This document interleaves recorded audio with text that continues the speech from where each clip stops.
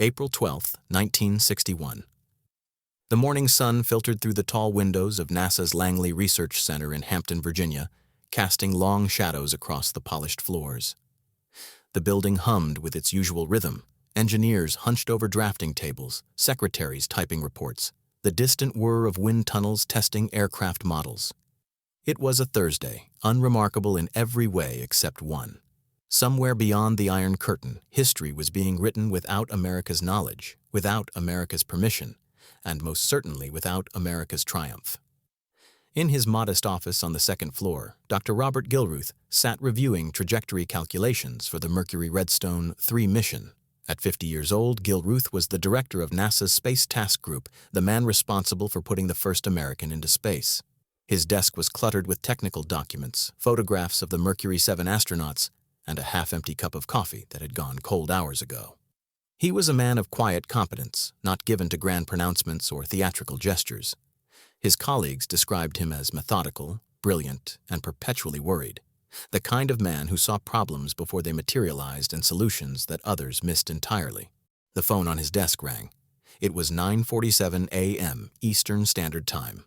Gilruth picked up the receiver absently, his eyes still scanning the numbers before him. Gilruth here. The voice on the other end belonged to Walt Williams, his deputy, and one of the few men at NASA whose judgment he trusted completely. But Williams's voice sounded different, tight, strained, as if someone had their hands around his throat. "Bob, you need to turn on the radio. Now." Gilruth's hand stopped moving across the paper. "What's happened?" "Just turn it on. Any station, they're all carrying it." Gilruth reached for the small transistor radio on his bookshelf, the one he kept for listening to baseball games during late nights at the office. His fingers fumbled with the dial. Static crackled, then voices emerged, excited, almost breathless. Confirming reports from Moscow that the Soviet Union has successfully launched a man into space. The cosmonaut, identified as 27-year-old Yuri Gagarin, reportedly completed a full orbit of the Earth aboard the spacecraft Vostok 1 before landing safely in the Soviet Union approximately 108 minutes after launch. Gilruth's hand froze on the dial. The voice continued, but he was no longer processing the words. The room seemed to tilt slightly, as if the Earth itself had shifted on its axis. He became acutely aware of his own heartbeat, of the weight of the telephone receiver still pressed against his ear, of Williams breathing on the other end of the line. "Bob? You there?" "I'm here." His voice sounded distant, mechanical. "Do we have confirmation? Is this real?" A P and UPI are both running it. The Soviets made an official announcement through TASS about 40 minutes ago. "It's real, Bob. They beat us." Gilruth carefully replaced the radio on the shelf, his movements slow and deliberate, as if he were handling something fragile that might shatter. Through his window, he could see the parking lot, the trees beginning to show their spring leaves, the normalcy of the world continuing as if nothing had changed. But everything had changed. "Call an emergency meeting," Gilruth said quietly. "Everyone. 1 hour." He hung up the phone and sat very still. Somewhere in his mind, a clock was ticking backward, through all the decisions and delays and compromises that had led to this moment. He thought of Alan Shepard, America's chosen first man, who had been ready for months, waiting for the final approval that never seemed to come. He thought of the endless reviews, the cautious bureaucrats, the political considerations that had slowed every decision to a crawl. And now, in 108 minutes, the Soviet Union had rendered all of it moot. The race was over before America had even left the starting line. To understand how this moment came to pass, one must travel backward through time, to the end of another war and the beginning of a different kind of conflict. When the guns fell silent in Europe in May 1945, the victorious Allies discovered among the rubble of the Third Reich a treasure more valuable than gold: German rocket scientists and their revolutionary V-2 missiles. The United States and the Soviet Union, allies in name but already adversaries in spirit, raced to claim this prize. The Americans got Wernher von Braun and most of his team. The Soviets got the factories, the blueprints, and their own brilliant engineers who had been studying German designs. Chief among them was Sergei Korolev, a man with a vision as vast as the cosmos itself, and a determination forged in the hell of Stalin's gulags, where he had spent 6 years for the crime of being too innovative. For the next dozen years, both nations poured resources into rocket development, ostensibly for military purposes but with an eye always turned upward, toward space. The Soviets moved faster, unencumbered by democratic oversight or public accountability. On October 4, 1957, Korolev's vision became reality. Sputnik 1, a polished sphere no larger than a beach ball, began circling the Earth, its radio beep audible to anyone with the right equipment. That beep, simple, repetitive, mocking, sent shockwaves through the American establishment. If the Soviets could put a satellite in orbit, they could put a nuclear warhead on any city in America. The technological superiority that America had taken for granted since Hiroshima evaporated in a single night. President Dwight Eisenhower tried to calm the panic to explain that America's missile program was proceeding according to plan, but the public didn't believe him. They saw the Soviet satellite as proof of American decline, of a nation grown soft and complacent while its enemies surged ahead. Congress demanded action. The military demanded funding. Scientists demanded a crash program to catch up. And so, in a flurry of activity that was more political theater than strategic planning, NASA was born in July 1958. The National Aeronautics and Space Administration would be America's answer to the Soviet space program, a civilian agency, transparent and democratic, that would restore American prestige and demonstrate the superiority of free market innovation over communist central planning. But NASA inherited a problem that no amount of funding or political will could immediately solve. The Soviets had a substantial head start. While NASA was still organizing itself, hiring staff, and establishing procedures, the Soviet space program was launching dogs into orbit. By 1959, the outlines of the space race had become clear. Both nations were working toward the same goal, putting a human being into space and returning them safely to Earth. Robert Gilruth had been chosen to lead Project Mercury because he was the opposite of flashy. He was an engineer's engineer, a man who believed in testing and retesting, in redundant systems and careful analysis. When NASA tapped him to lead the manned spaceflight program, he approached it with the same methodical caution that had defined his career.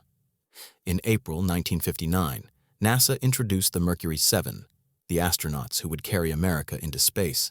Scott Carpenter, Gordon Cooper, John Glenn, Gus Grissom, Wally Schirra, Alan Shepard, and Deke Slayton became instant celebrities, their faces on magazine covers, their families featured in Life magazine spreads. They were young, confident, photogenic, everything America wanted to believe about itself. But behind the public relations triumph, the Mercury program struggled. The Redstone rocket that would launch the first American into space was reliable but underpowered. The Mercury capsule itself went through countless redesigns as engineers discovered new problems and potential failures. Every system had to be tested, every contingency planned for. In a democracy, with a free press watching every move, NASA couldn't afford a catastrophic failure. A dead astronaut would doom the program and humiliate the nation. The Soviets faced no such constraints. Their program operated in total secrecy. Failures could be concealed, setbacks denied. The outside world knew only what Moscow chose to reveal. This gave them an enormous advantage in the propaganda war that was as much a part of the space race as the engineering challenges. Alan Shepard was not a patient man. At 37, he was one of the oldest of the Mercury 7, a Navy test pilot with over 8,000 hours of flight time and a reputation for ice-cold competence under pressure. His colleagues called him the Icy Commander for his ability to remain calm in situations that would terrify ordinary men. But as winter turned to spring in 1961, even Shepard's legendary composure was beginning to crack. He had been selected for the first Mercury flight in January 1961, beating out John Glenn in a decision that surprised many observers. The flight was supposed to happen in March. Then it was delayed to April, then to early May. Each delay came with a reason: more tests needed, more data to analyze, more reviews by cautious administrators. Shepard trained and waited, his frustration growing with each postponement. He knew the Soviets were close. Intelligence reports suggested they might attempt a manned flight any day. Every morning, Shepard woke up wondering if this would be the day he learned he'd been beaten to the punch. On the morning of April 12, 1961, that day arrived. Shepard was at Cape Canaveral going through yet another simulation when word came through. The Soviets had launched a man into space, not just a suborbital hop like Shepard's planned flight, but a full orbit of the Earth. The cosmonaut, Yuri Gagarin, a name that meant nothing to anyone in America until that moment, had circled the planet and landed safely in the Soviet Union. Shepard's reaction, according to those present, was a single word, delivered with quiet intensity: damn. The meeting in Gilruth's office that afternoon was tense and subdued.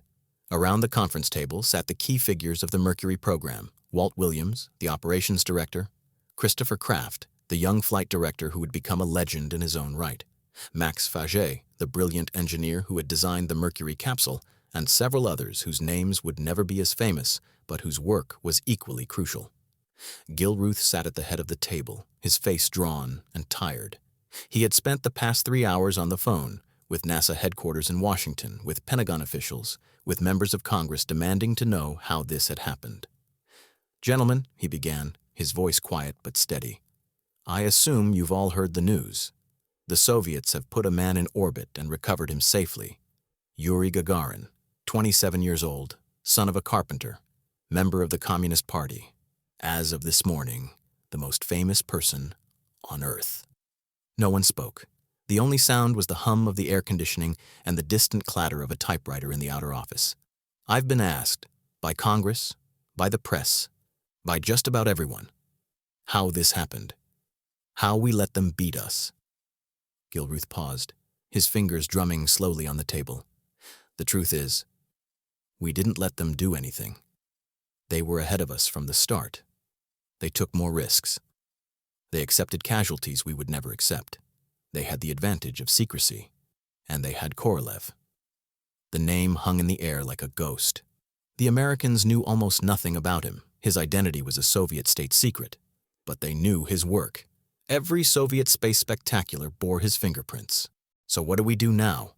It was Kraft who spoke, the youngest man in the room, but also one of the sharpest. "Do we scrub Shepard's flight? What's the point of a suborbital hop when they've already done a full orbit?" Gilruth shook his head firmly. "We don't scrub anything. Shepard flies as soon as we're ready. Yes, it's not a first anymore, but it's still important.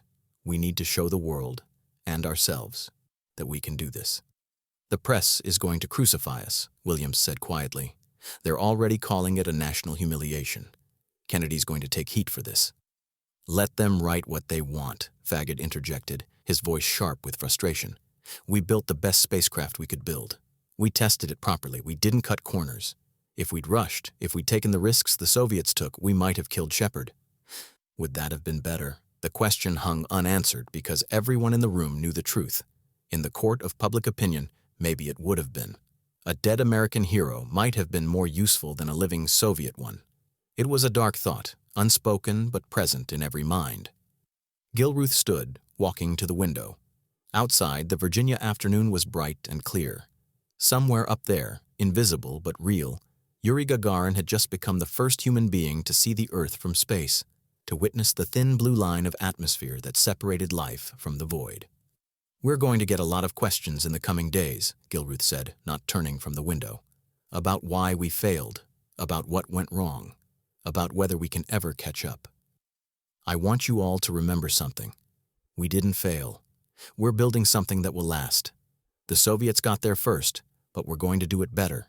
We're going to do it safer. And eventually we're going to go further than they ever imagined." It was a good speech, the kind of thing leaders are supposed to say in moments of crisis. The men around the table nodded, drew strength from it, returned to their work with renewed determination. But as Gilruth spoke the words, watching his reflection in the window glass, he wondered if he believed them himself. The race had been lost. The question now was whether there would be another race to win, and whether America would have the courage and commitment to see it through. 300 miles to the north in the Oval Office, President John F. Kennedy was asking himself the same question. And the answer he would give, the commitment he would make just 7 weeks later to land a man on the moon before the decade's end, would transform that moment of defeat into the beginning of America's greatest technological achievement. But on this April afternoon, as the news of Gagarin's triumph spread around the world, none of that was certain. All that was certain was the bitter taste of second place, and the knowledge that in the Cold War, second place might as well be last.